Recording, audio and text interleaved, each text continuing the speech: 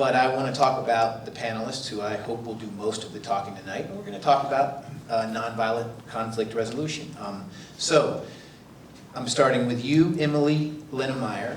You are the program director for the Western Justice Center Foundation, and Emily received a Master's of Science in Conflict Analysis and Resolution at George Mason University in Virginia.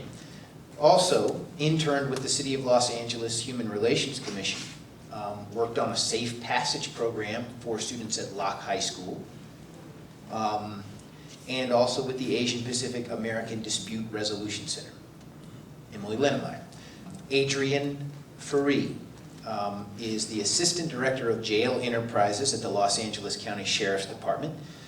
Jail Enterprises provides inmates with job skills and the opportunity for industries to sell their products, and the revenue from those products then goes to fund educational and vocational programs. Terry Mason at the end. Make sure you wave so everyone knows we have name tags.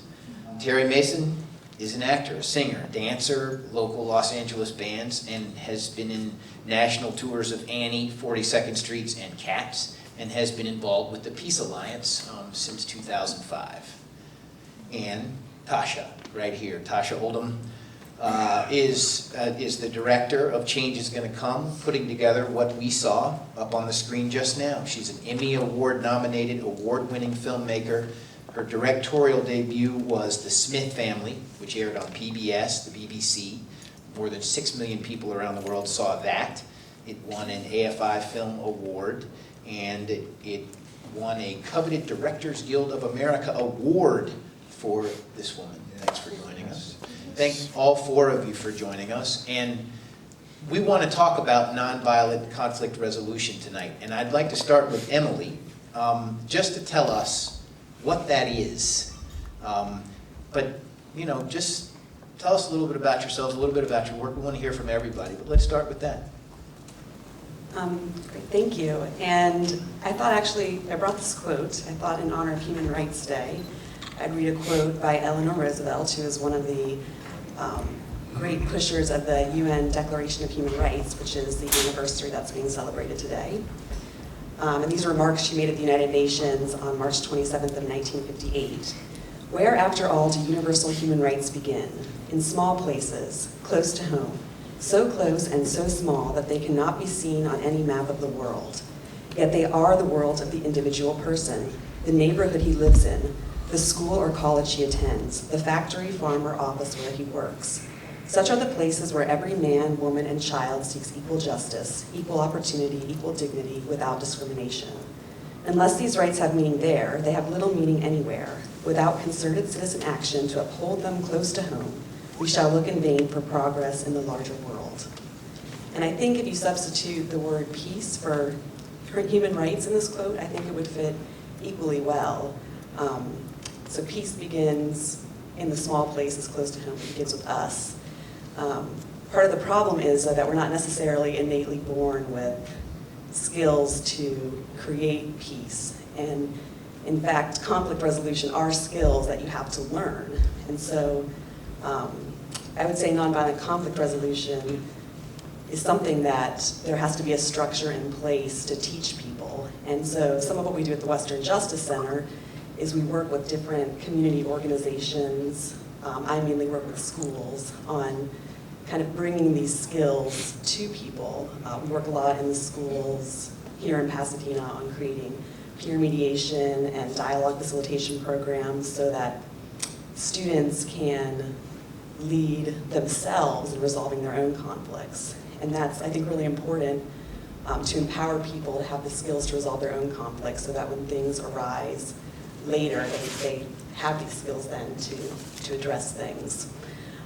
So definitely, I think nonviolent conflict resolution, as I said, is a series of skills that has to be taught, and we have to create those spaces for those skills to be taught to people. Adrian, I want to hear a little bit about your work. I mean, when I think about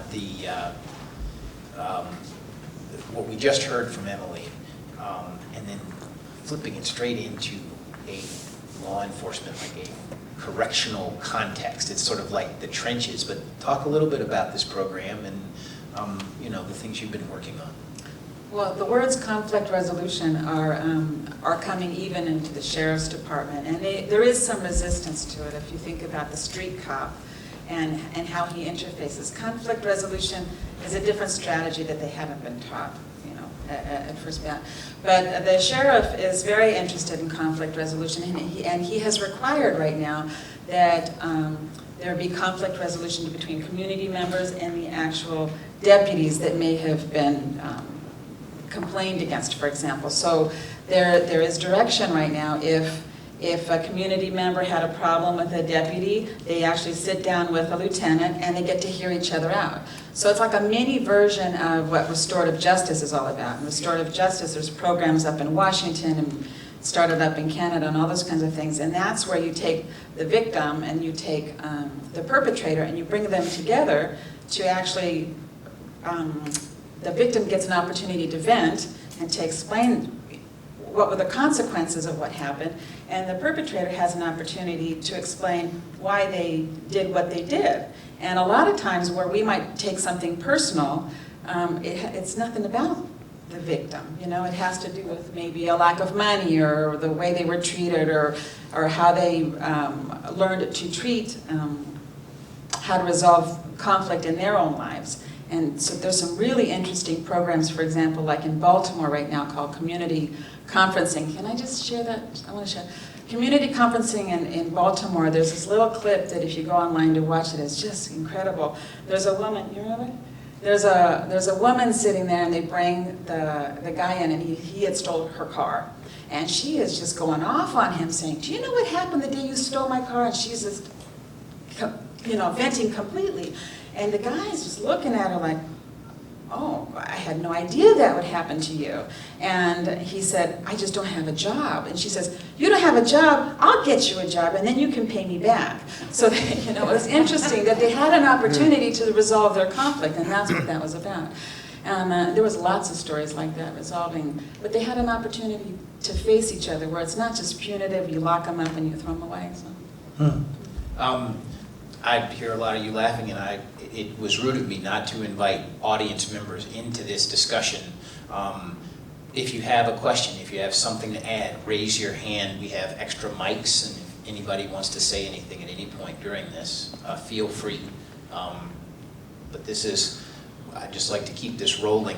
I was so glad she told that story. She actually told it to me out in the hall before this started, and it is a vivid moment, and it makes me wonder, if you had to boil it down to one thing you had to be ready to do to resolve a conflict nonviolently, if there was like the essence of nonviolent conflict resolution, what would that be? We can think on it for a few, but listening. Listening, right? Okay. So Terry, I see you at the end. You saw this clip, but I also know that you were in Washington for what was the final performance of the play, that we saw excerpts from. I want to know how you fit into this. I want to know how you got involved, and you've been with it for 5 years, and what's this doing for you as an artist? Well, my involvement has kind of evolved since I joined. I went to the 2005 conference because I'd been introduced to the concept of a Department of Peace at a seminar by Marianne Williamson. And it was intriguing, so much so I decided to go to the conference. And at that point I became a district team lead, then I became a state coordinator, and now I'm the board of directors of the Peace Alliance. So I'm very involved in the organization. I want to dovetail real quick on the community conferencing in Baltimore, because Lauren Abramson, I think, spoke at that conference. It was the first time I heard her. And her name is Lauren Abramson, and she started this program, and she works with the police in Baltimore. But the restorative justice model, she says, asks different questions. A traditional justice model asks, who is at fault and how can we punish them? A restorative justice model asks, what has been the harm and how can it be repaired? And then she says, and we do something radical. We have people talk to each other. Yeah, so it's an extraordinary program, but the amazing news to me that I've learned over the 5 years is there are programs like that and like yours all over the country doing extraordinary work like that are saving lives and saving money, saving thousands and hundreds of thousands and millions of dollars. To me, what was mentioned in the play, violence reduction really needs to be a part of any economic recovery plan. Iowa State University had a study recently, I read this in the New York Times editorial. One homicide cost $17.25 million in this country. In 2007, we had 18,000 homicides. So the Center of Disease Control says we had $300 billion just for the cost of a homicide in this country. It has nothing to do with any of the other levels of violence that hit us. So it's an extraordinary cost. And it's something we don't talk about. It's something that we accept. We're numb to it. We see it on the evening news. We don't think there's a solution. We don't think that anything can save us. But in reality, we can be saved, and that saving is happening all the time. We just have to invest more in it. Tasha, I just want to hear from you. I want to know what sucked you in. Why'd you decide? I mean, you are obviously a talented, dare we say, decorated director. I mean, what draws you to a project like this? Where is she sitting? Stacey Martino. All right. She's very passionate. I'm very drawn to character-driven films, and I tell this story a lot. When Stacey was very, very passionate, and she's really the vision of the film and the play, and she came to me and asked me to document their journey, and I said, okay, great, who are the characters? And she said, the character is America! And I thought, all right.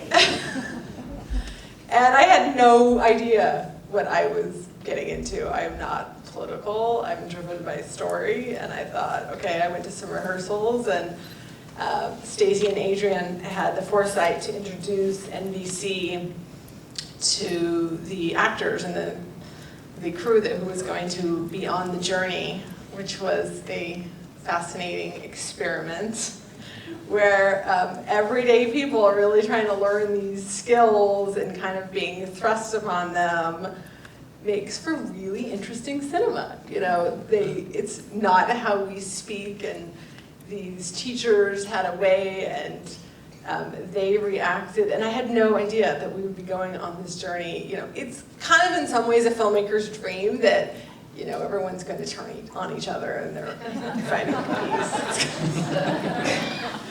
Interesting. Yeah. It was, I'm kind of another, you know, Stacey mentioned how it's not really about passing the bill. It's never been about the bill for me. It wasn't why I got involved.